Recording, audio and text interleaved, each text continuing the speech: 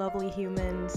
You are listening to The Well of Being. I'm MEC, and today we're going to be talking about when you're in a rut, like emotionally, physically, because I'm in one. So let's unpack it, shall we? Cool. So today, like I mentioned, we're going to be talking a little bit about being in a rut, which I am so absolutely in right now. I feel like it's really, really hard to motivate yourself, specifically when you're in a rut. And if you're like me, you feel guilty about the fact that you cannot motivate yourself, because I'm one of those people who, despite the fact that I think I'm immensely lazy, I'm probably not. I probably just think of myself as lazy.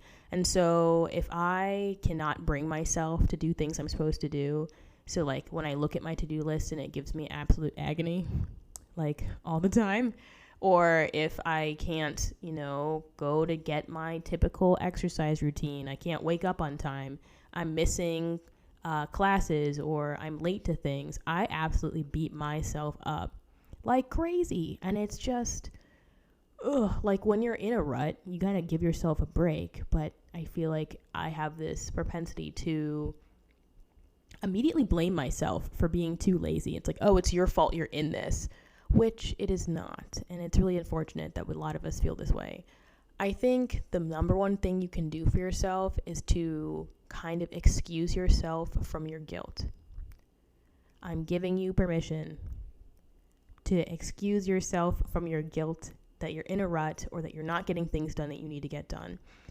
And depends, I guess, on the length of the rut. Sometimes it's like, it's a couple days, and sometimes it's kind of responding to something really traumatic or whatever that happened in your life, and it feels a little bit longer than that. Like maybe it's like a week or like 2 weeks. And in that case, I think the number one thing that you need to do is kind of communicate with those around you that you're struggling, which I think is the number one hardest thing to do. I think it's absolutely really, really hard to admit when you are struggling to other people. If you admit it to yourself, okay, fine. That's also hard. Don't get me wrong. But to actively tell other people that you need help or that you need some slack almost feels like admitting a dirty secret. You're like, I am so absolutely overwhelmed by the concept of life right now that I can't get my work done. I can't get things done. I need help. I need extra social support. A lot of times when I'm in a rut, I get really emotionally sensitive. I start doubting all the things that I'm saying. I doubt my interactions in social spaces. I start thinking that people are disappointed in me. Fun fact, it's probably just that I'm disappointed in me, but whatever. And that's one of the hardest things I think about being in a rut.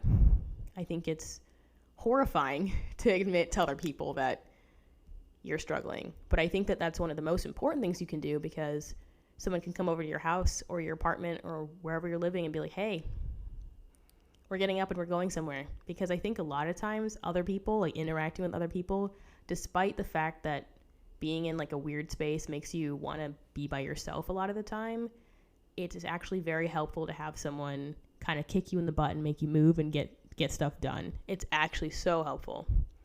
So that's like the number one thing I think that is the hardest thing to do, but I also think it's the most important thing to do, because a lot of the times people can actually help you get out of that struggle space. I'm going to call it the hashtag struggle space. That's where you are, the struggle space. Or I call it the struggle bus, and I say that I'm driving. I'm the bus driver of the struggle bus. And I think the second thing to do is to kind of do some internal work. Why are you feeling the way that you are? Is it that you're feeling really anxious? Are you not sleeping? Are you just kind of sad? Are you unmotivated? Are you losing interest in things? Are you all of the above? Is this an exam question? For me, I know right now I feel very scatterbrained. I need to be focusing on things right now, and I feel like I can't focus. I feel like I am being hypersensitive to things, and I also feel like, let's unpack that. I feel like I'm sensitive towards things because I know I'm not getting stuff done, and so I start looking into things. I'm like, are people seeing how vulnerable I am right now? Which makes me feel more vulnerable. Anybody else? Yeah. Okay. I bet you someone else feels that way. So that's where I'm at personally. I think you really have to kind of identify like what you're feeling, which is so freaking hard. And I'll probably make an entire episode on why is it so hard to identify what the heck we're feeling, because let me tell you, I be struggling with that. I really do. My therapist is like, well, how are you feeling right now? And I'm like, overwhelmed. And she's like, anything else? And I was like, I don't know. And I just find it one of the hardest things to do is to identify what I'm feeling. And I feel like a lot of the things that you're feeling, you don't realize until you start writing them down or talking to somebody, and you put yourself in a situation where you have to ruminate on why you feel off or why you're suffering. And I don't know if you're like me, but I like to avoid those types of conversations with myself and others. I certainly do. I do not like other people being up in my business. I don't like being in my own brain. I don't like being sitting alone and with my thoughts. I think most people do not enjoy listening to their internal dialogue. It's it's vile. It's rude. I don't like being in that space. And it's just one of those things I have to kind of get over, because if I'm really struggling, I actually need to address it. I can't just keep avoiding, my best friend avoidance. And so I think that that's the second thing that's most important. So now that we have identified that we have an issue, we have told someone else that we need some assistance. Could be a really trusted friend, could be someone at work. If you're like struggling to turn things in because of like an event, like, maybe you had like a traumatic event or something like that, you might need to talk to a supervisor you trust, if that does exist, because I do understand some workplaces, some school environments, some whatever have you, where you have to report to someone else, environments do not be having people who support us and want our well-being. So please, when you are doing that, safeguard yourself in a way where you're opening up to someone who you feel comfortable doing that with, and not someone who you feel like vastly uncomfortable doing that with. But so we've told someone else that we're struggling. We've admitted this to ourselves and to someone else. We are unpacking internally how we are feeling. Now, number 3, I guess, is what are the things that you're avoiding? Because typically when you're in a rut, difficult time, you avoid certain things. For me, I avoid exercising. I avoid my to-do list. I avoid getting work done. Interestingly enough, I do not avoid cleaning. I love cleaning when I like don't want to do something else. Like, number 1 procrastination is cleaning. I don't know if that's like a remnant of my childhood where I had to clean all the time and I just made it like something that I enjoy doing when I don't want to do other stuff. But I do like cleaning the entire space that I'm in when I'm doing that. But like, find out the things that you're avoiding. I think that can sometimes unpack a little bit of why you're struggling. And then what number are we on? We said tell somebody. We said unpack internally.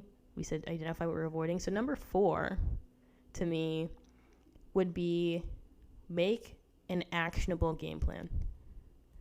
And I think that people, when they hear game plan, are like, oh, I need to make a to-do list of stuff to do when you're already feeling like garbage. You're like, yeah, I'm not doing that. Absolutely not. MEC, thank you so much. I really appreciate that, but I'm out. I'm not doing that. I think that doing something, so first of all, I think that when you make a list of things to do, most of the time you're putting way too much stuff on your list. Yeah, you're doing it.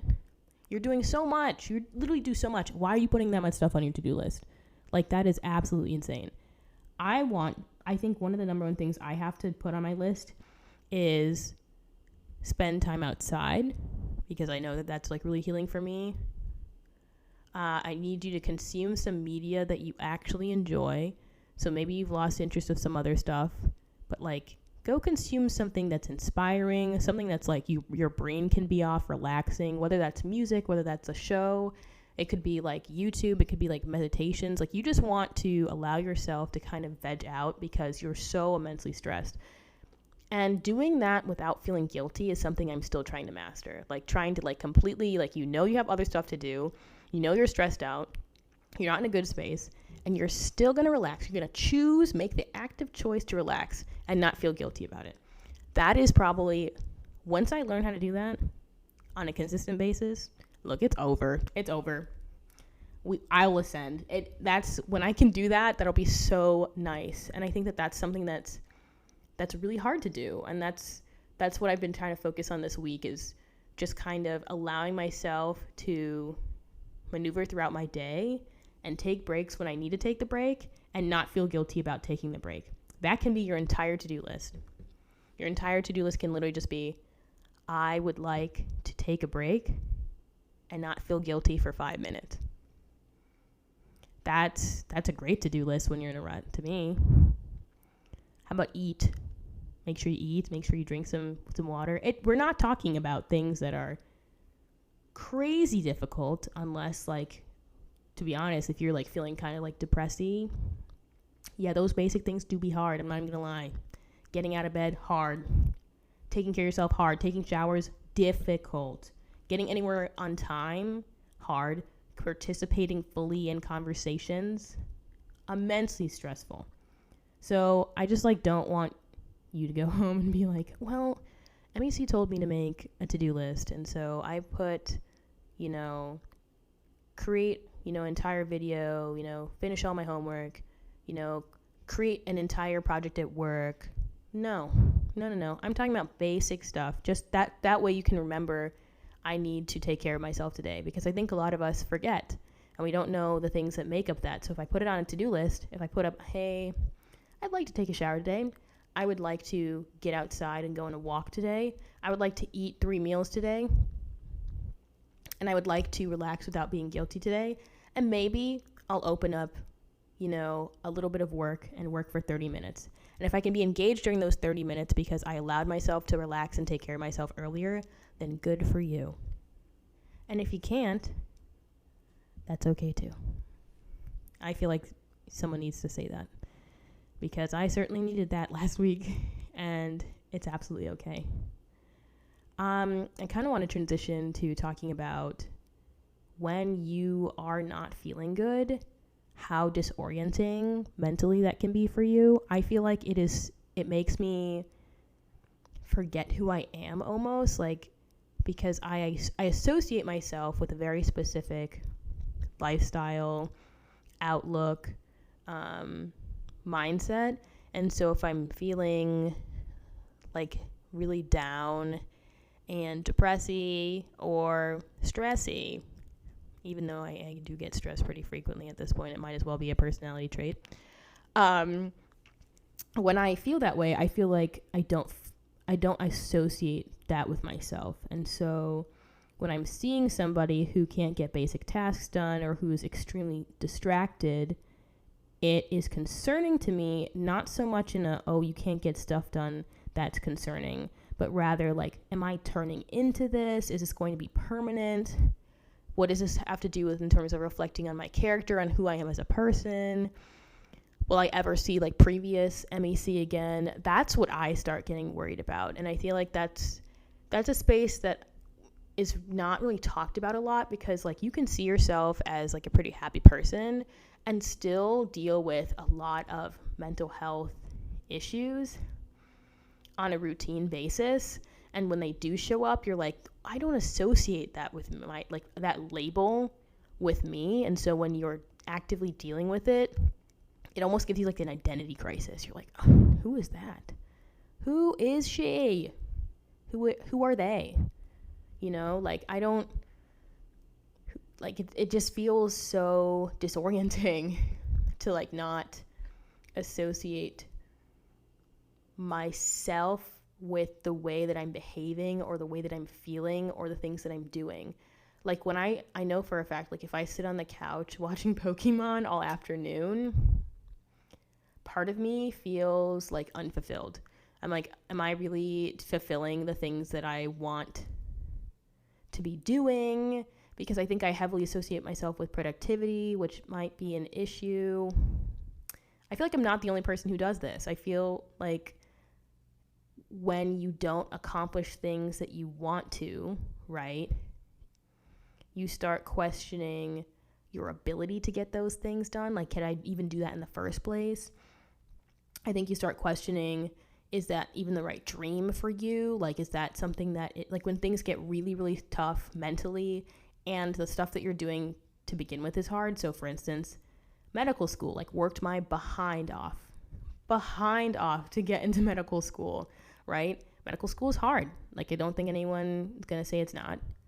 And then if you get into a mental rut, then you're like, oh, should I even be here? Like, do I deserve to be here if I'm struggling with, like, this, with just paying attention?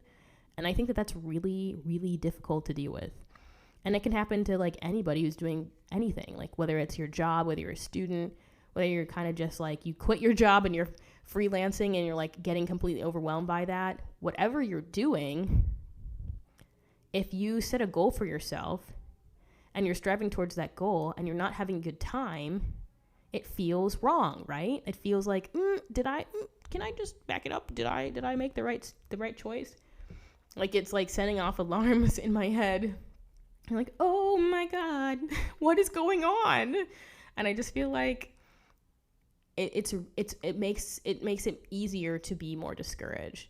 So I feel like those two things I heavily struggle with. Like, if I am dealing with, I don't know, not feeling motivated, struggling with something that I set a goal to do, first of all, who am I? Like, I set this goal and it was, like, a very important goal to me and something I really wanted to do. And now I'm really struggling. And so I feel like I associate my struggle with the goal, even though it might not necessarily directly be involved. It might be. And then you're like, should I even have made that goal? Who even am I, like, to make that? It's one of those things where you start having your internal dialogue, and your internal dialogue gets a little bit toxic. I don't know. I feel like that's one of the things that I'm able to, when I write it down in a journal or, like, on the Stoic app on my computer, I'm able to be more, like, rational, like, make more rational, like, logical conclusions with my thinking. But if I'm just left alone with my thoughts, like, just in my brain, I swear I do jump to larger conclusions about, like, how does this reflect on me and how does this reflect on my dreams and the things that I'm looking forward to in the world. And I think it makes you get really existential in not a good way, like existential dread type of way. Which is why I think it's so important to get your thoughts out on paper, so that you can kind of interact with them in a more tangible way, or, like, you know, even if you're typing, that's still tangible to me. I just feel like that's actually so important, because I know for a fact that my brain, like, the whole train of thought do be derailing. It likes to go runaway train on me. And as the conductor, I don't feel like I'm in control.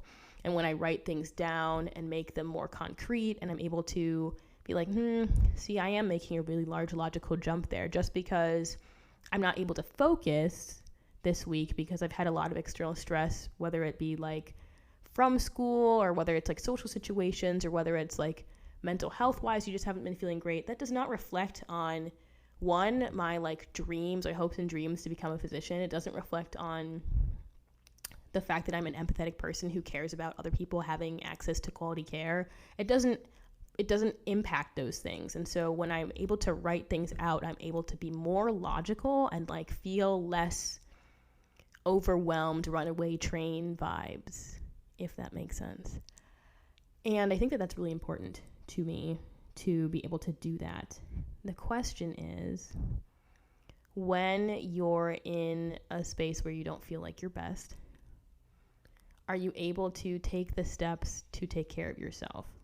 Like I mentioned, that to-do list, I'm not even gonna lie, like, half the times when I don't feel great, I'm telling myself, you need to go write down your thoughts in your anti-anxiety journal. You need to go do it.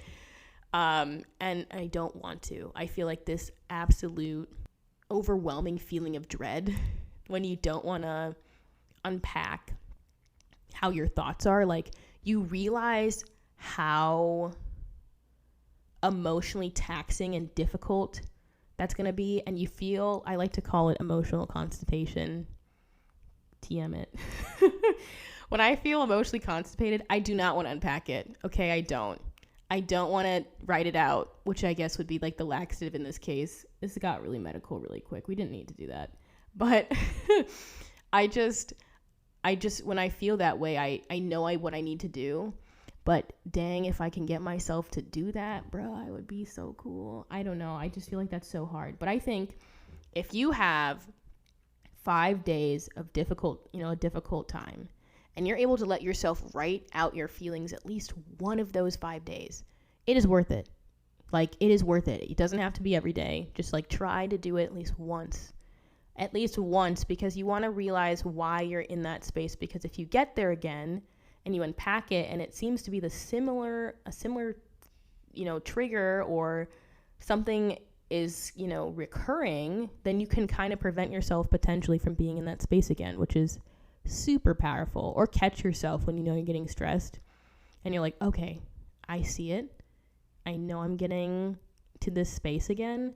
What can I do to walk myself back so I'm not like dealing with this like crazy headspace where I can't get anything done and I just feel worse.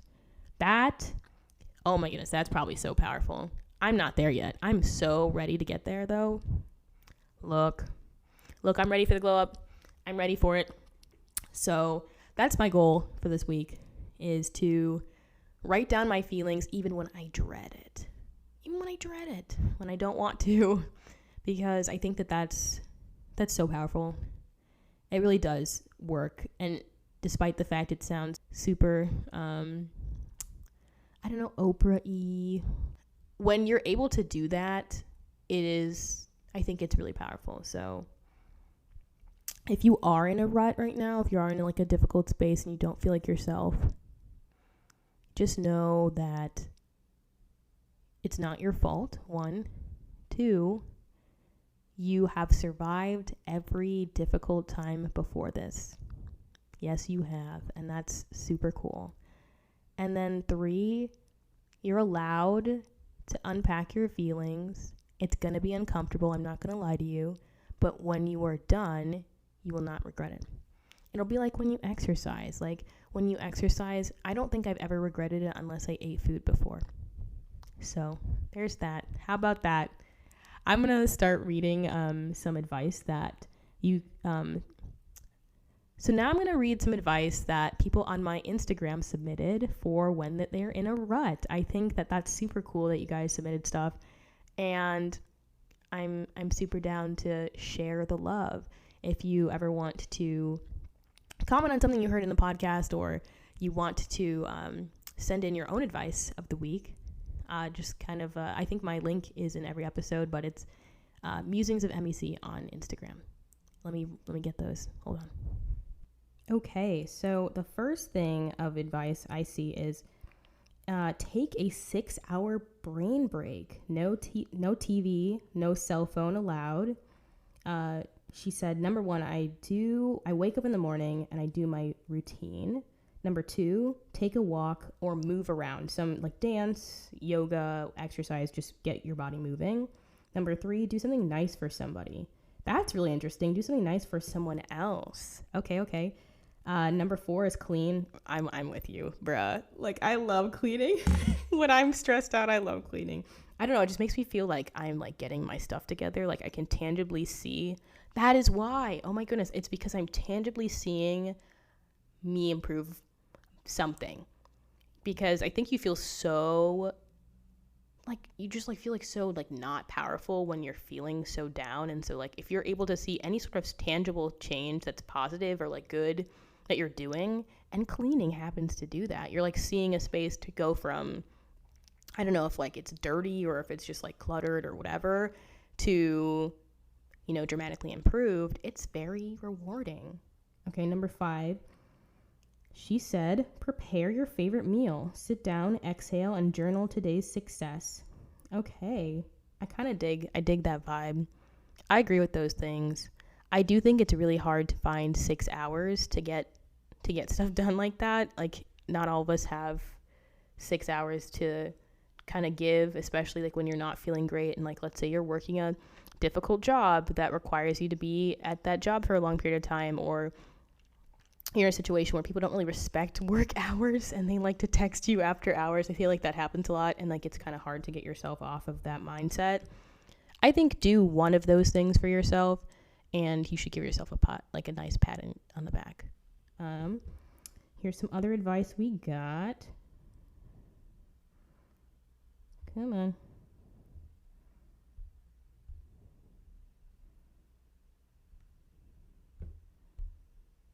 Oh my God, did it go away?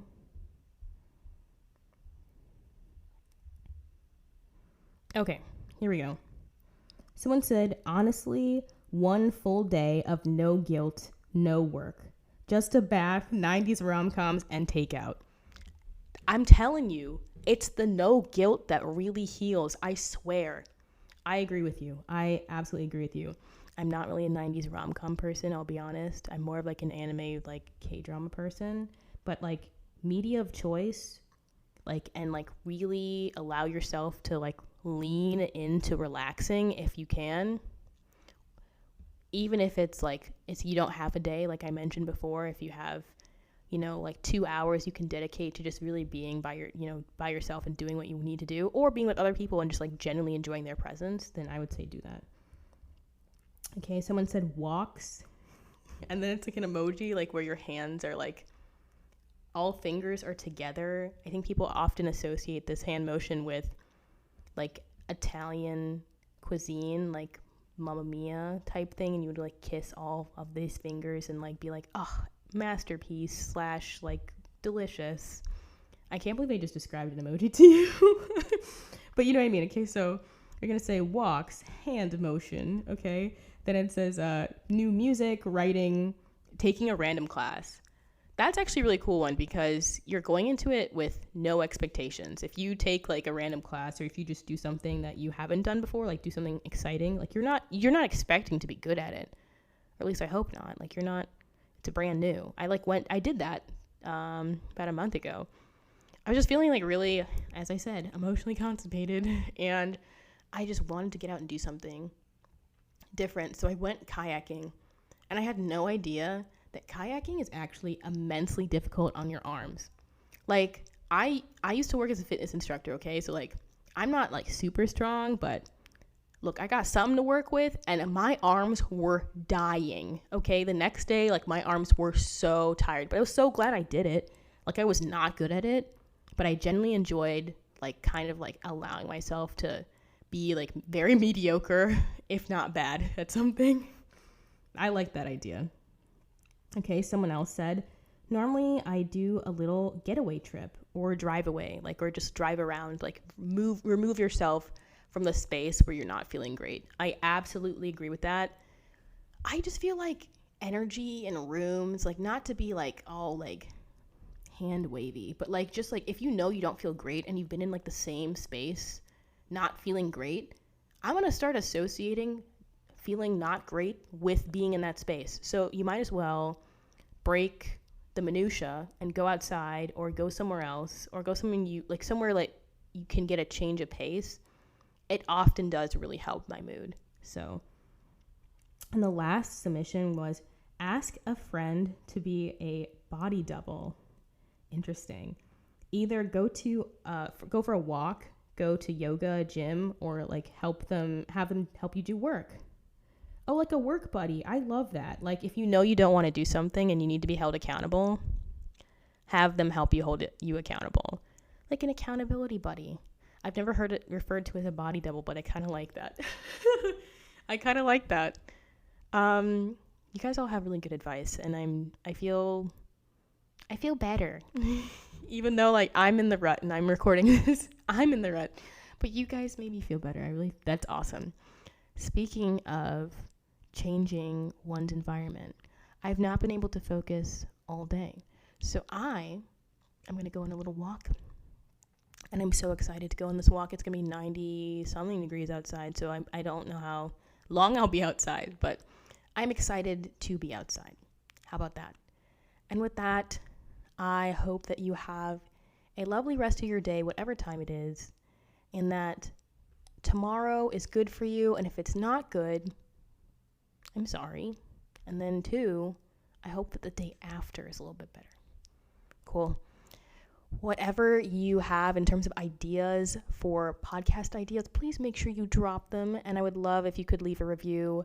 They really help. So this is MEC. I am signing out to go on my daily walk. I refuse to call them hot girl walks because no, they're my walks. They're my mental health walks, whatever.